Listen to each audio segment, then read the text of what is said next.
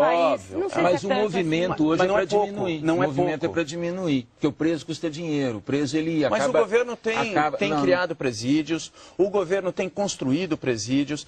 Eu acho que nessa questão não dá para dizer que é do interesse do governo restringir Mas a as prisão informações preventiva. são exatamente essas, que nos chegaram, de que isso não vai passar na Câmara dos Deputados. Precisamente o pressuposto Mas da não por gravidade do essas delito para razões, não justificar vai a passar prisão porque isso é preventiva. inconstitucional, é esse o ponto que eu trago. O que mais que é preocupante do ponto de vista para vocês, ou pelo menos controverso? Há uma decisão interessante também a respeito do interrogatório, né? O interrogatório feito durante A fase policial. a fase policial, e que esse interrogatório ele tem que ser feito com o advogado, ele tem direito a conversar primeiro com o advogado antes de responder à polícia o acusado, ele deve saber tudo que pesa contra ele. Isso já não deveria estar sendo feito? Esse direito de defesa do criminoso, do suspeito, tem sido posto em dúvida? Isso existe hoje na fase judicial. Na fase policial, não. Não há obrigatoriedade. Na fase policial, não vigora aquele princípio do indúbio pro réu, vigora em princípio o indúbio pau no réu. Quer dizer, um pouco diferente. Então nós temos que ver o seguinte, este código, ele tem aí um movimento civilizatório no sentido de garantir ao investigado, e mesmo aquele preso em flagrante, o direito de ter advogado já na fase do flagrante. E para isso a polícia estaria preparada? Acredito que sim.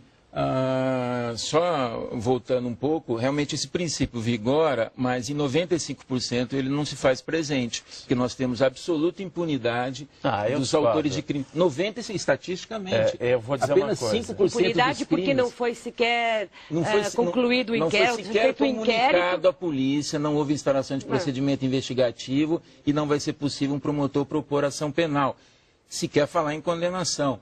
Então não vigora princípio algum. A impunidade, ela continua prevalecendo, continua imperando. Na sua opinião, o Código de Processo Penal devia ser mais duro ainda, ele devia mais rigoroso. Mais rigoroso. Sendo da década de 40, não é um código garantista, é um código com uma série de defeitos que sai do Estado Novo, preciso lembrar isso. Mesmo assim, nós temos um sistema hoje que não pune ninguém, absolutamente ninguém. Que medida, por exemplo, mais dura ou mais rigorosa deveria estar incluído nesse código, uma vez que ele ainda vai para a Câmara? Mas se eu tivesse que fazer sugestões, quais seriam? Olha, eu acredito que você precisa prever uma série de mecanismos para colocar quase que a certeza ao criminoso de que ele vai ser alcançado, porque isso é que diminui a violência. É você dar certeza a alguém que ele será alcançado pela legislação. Tá? Isso não existe hoje. Há uma sensação absoluta... Mas como que o Código de Processo Penal pode ajudar nessa sensação, no crescimento dessa percepção? Não abrindo tantas possibilidades, são inúmeros artigos que passaram aí no Senado há 3 dias atrás, que foram aprovados, que, na minha opinião, interpretados da maneira como eles estão, certamente ele vai facilitar a impunidade. E eu cito especificamente no caso do júri, que é a minha área. Eu posso citar um artigo, certamente vai ter polêmica aqui com o meu amigo Toron, que também é do júri, a questão do jurado poder conversar na sala especial. Eu não concordo. Não concordo. Eu concordo. Não concordo. Eu vou explicar uma coisa que é fundamental. Ele explica e eu contrario. Tá ótimo, eu aceito. Mas vamos dizer o seguinte, a ideia de que os jurados possam conversar antes de votar para decidir se a pessoa deve ser condenada ou absolvida, ela, na verdade, representa uma garantia de qualidade no julgamento. Qualidade em que sentido? As pessoas vão poder trocar ideias, trocar dúvidas, compartilhar sentimentos e depois vão votar secretamente. Cada um vai votar como quer, sem qualquer pressão. Como é nos filmes americanos, digamos assim. Com a diferença de que aqui não precisa... Com a diferença de que aqui não há necessidade de unanimidade. Mas isso pode representar um grande avanço em termos de uma justiça mais coerente, menos contraditória. Então eu vejo isso com bons olhos. Queria lembrar que em grande parte, ou pelo menos em alguma parte dos julgamentos, nós observamos contradições. Eu me lembro no caso do júri da Suzane Richthofen, no qual eu funcionei como assistente de acusação, que foi um júri memorável. Os jurados, já cansados de madrugada, quase a absolviam do homicídio em relação ao pai, por engano. Se tivessem tido a oportunidade de conversar... Alguém talvez pudesse lembrar, olha, vamos ver... Exatamente. E coube ao juiz dar o alerta, no sentido de que, olha, se vocês votarem sim agora, ela será absolvida. Aí mudou. Mas da maneira como o projeto foi proposto, ao final dos debates, o juiz vai indagar se o jurado está habilitado a julgar. Ele responde que está habilitado a julgar, não precisa de nenhum outro esclarecimento. Qual a razão de se encaminhar 7 jurados para uma sala especial longe do juiz, longe do promotor e do advogado, para que eles possam debater, conversar? Qual a razão? Mas por que não fazer Nos isso? Estados Unidos, porque lá exige-se um consenso. A maioria dos estados americanos exige a unanimidade. Eles precisam anunciar a decisão do júri. Aqui não há nenhuma obrigatoriedade do jurado revelar nessa conversa de 1 hora como ele vai votar. Como ele vai votar.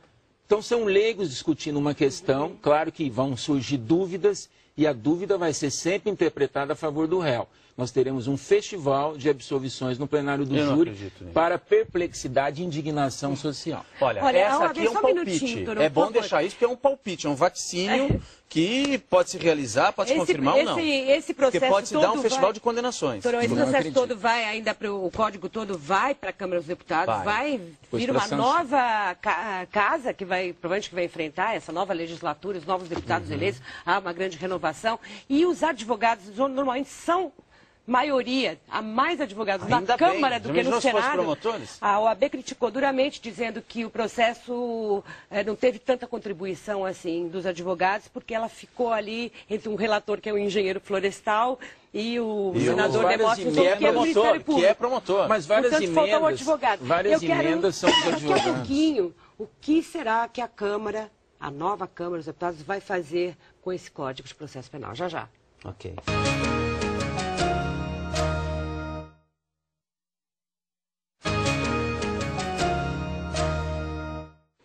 Voltamos com entre aspas e a pergunta que deixamos no ar é: o que será que a Câmara dos Deputados, uma nova legislatura, vai fazer com esse Código de Processo Penal aprovado pelo Senado agora e que provoca tanta controvérsia entre todas as partes que dizem respeito ao Poder Judiciário? Se vocês pudessem influenciar os deputados numa mudança importante, qual seria, Torão? Olha, para mim, há uma questão que ficou em aberto e nós não discutimos, que é o problema das escutas telefônicas. Qual é o prazo que pode durar o grampo telefônico, né? Como naquele filme alemão, A Vida dos Outros? Quanto tempo pode o Estado ficar ouvindo o investigado? Do jeito que está, o juiz pode prorrogar. Esse projeto propõe 360 dias, eu acho muito. A mim me parece que 180 dias deveria ser um limite razoável. Então essa é uma coisa importante. Queria lembrar que a questão do habeas corpus, graças ao empenho do Conselho Federal da OAB, nós voltamos a tê-lo de forma ampla. Acho importante também que, de alguma forma, a Defensoria Pública seja contemplada e reforçada para que os cidadãos pobres que se valem dos defensores públicos, que cumprem um trabalho da maior importância... Que são a maioria dos presos que são a maioria das pessoas, e o Conselho Nacional de Justiça, nos seus mutirões, revelou isso com muita clareza, gente esquecida, jogada nas masmorras, e que agora, eu já encerro, então acho que isso é importante também no âmbito do Código de Processo Penal. Era isso. Sempre, sua sugestão? Bom, minha sugestão é clara e precisa. Há um dispositivo que foi aprovado pelo Senado, especificamente no capítulo do júri, que impede que as partes mostrem ao Conselho de Sentença o trabalho policial. Trabalho policial que hoje, a partir de agora, vai ser conduzido aí por um juiz de direito. Tá? Isso vai acabar com o Tribunal do Júri. Certamente vai ser motivo de muitas absolvições, um festival de impunidade, a sociedade vai ficar indignada e certamente aí não vai ter razão, não vai ter noção nenhuma de continuar com a instituição. Então há esse dispositivo que impede que as partes mostrem ao Conselho de Sentença todo esse trabalho de investigação feito, extremamente importante e que serve para o jurado formar sua convicção e decidir. Se eu puder pedir que isso não passe na Câmara dos Deputados, certamente eu pediria isso. Mônica, só para lembrar que o deputado Miro Teixeira, do PDT do Rio de Janeiro, ele acaba de apresentar um projeto totalmente novo no âmbito da Câmara dos Deputados. Então nós vamos ter muita discussão aí pela frente. Muita coisa pela frente. E imagino que vocês vão acompanhar de perto, porque diz respeito diretamente ao trabalho de vocês e dos direitos das duas partes, digamos, da sociedade, dos acusados, dos criminosos, enfim. E o sistema judiciário acho que fala mais claramente sobre o processo civilizatório que a gente escolhe como país. Muito obrigada, Francisco Sembranelli, Alberto Torão. Muito obrigada a você também, telespectador que nos acompanhou até aqui. Você, internauta, que participa do blog, o Entre Aspas, volta terça-feira. Até lá.